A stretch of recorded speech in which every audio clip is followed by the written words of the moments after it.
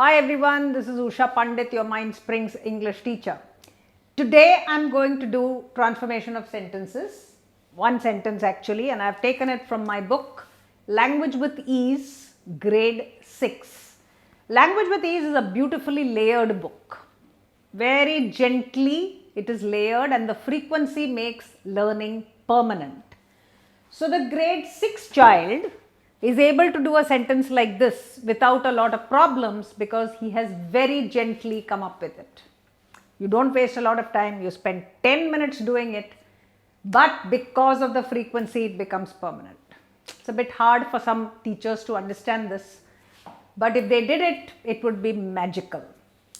So let's start with the sentence. So very often what we have is a sentence that is not punctuated. So you will start, you will have a small m and I have changed that into a big one. Now many of the regular devotees were missing from the fair as the news of the mind-numbing terrorist attack spread wildly. Should we have a comma here? Fair as. We do not have a comma there because this is the equivalent of when, isn't it? It actually means when, doesn't it? So many of the devotees were missing from the fair when the news of this terrible attack spread wildly. Okay, so that's almost a complete thought there. And then you have a but. But. Now whenever you see this but, it tells you that you're going to be followed, it's going to be followed by a coordinating sentence. And, yet, but, for, so. I've done a video called FANBOYS, take a look at it. All of them will herald or start a coordinating sentence. But they were found later at the Buddha. Now Buddha, there is a capital letter and institute is a capital letter, which was known for its hospitality, love of learning. Now hospitality, comma, love of learning, comma, and benevolence, full stop. So we punctuated the sentence. Fantastic. Whenever you do transformation, one of the first things to do is to find out how many verbs there are in the sentence. It's also important not to confuse non-verbs with verbs. Okay? And what are the non-verbs? The infinitive, to plus the verb, gerund, ing without a helping verb, present participle, ing without a helping verb, past participle, known, tried, walked, driven without any helper, and drop the verb is a strategy, we'll talk about it. So these are some of your non-verbs. So when we actually make it into a simple sentence and we want to throw out all the verbs in the sentence, this is what you change. Okay? So now let's look at this sentence what we have. Many of the devotees were missing. They were missing. See, you've got a subject. So they were missing from the fair. As the news of the mind-numbing terrorist attack, all this is the mind-numbing terrorist attack is a noun phrase. There is no verb in it. And all those adjectives and everything ending in a noun is a noun phrase. Spread quickly. See this word spread. What spread? The news. This is not a past participle, because if I say what spread, I'll get a subject. The news spread quickly, that is what it means. You know what, when you do these big sentences with a lot of words, cut off all the fat, because in the sentence you will find a noun phrase, you will find an adjectival phrase, lots of adjectives strung together.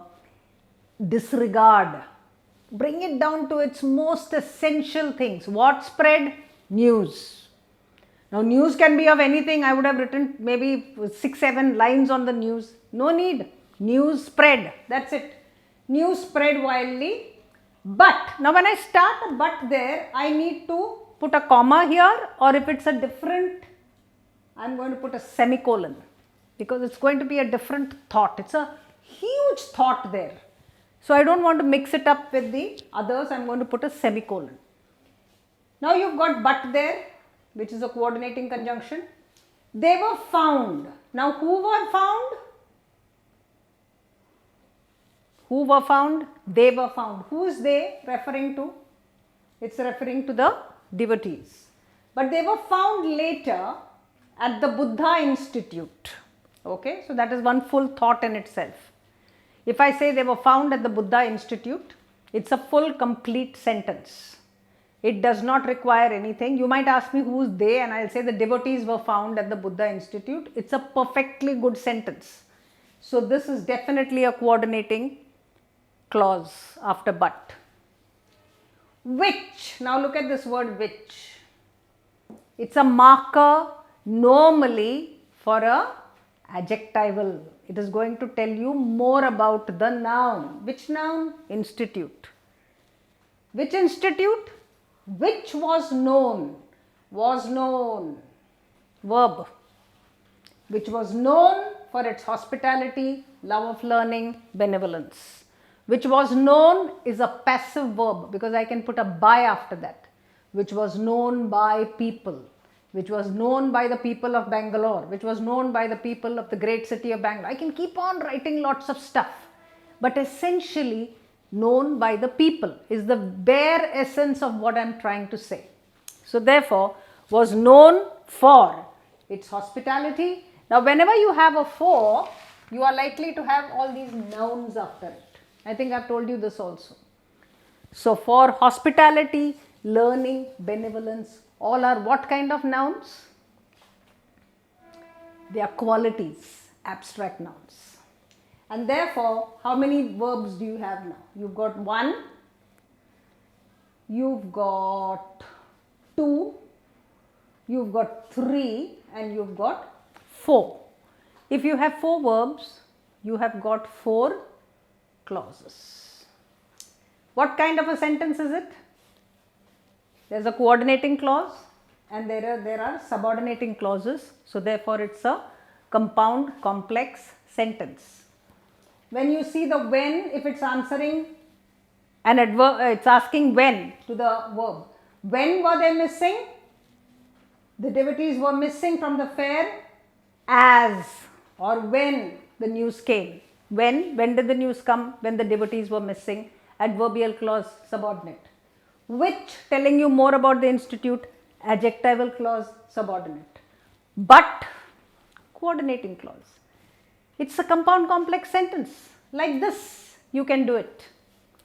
Now, the complication will arise when I tell you to change this into simple. Why is it complicated? Because I have to throw out 3 verbs and keep only 1. So, I have to make a decision. Which one should I keep? Should I keep this one, which one should I keep as my main verb? And that's why I have given you that list there.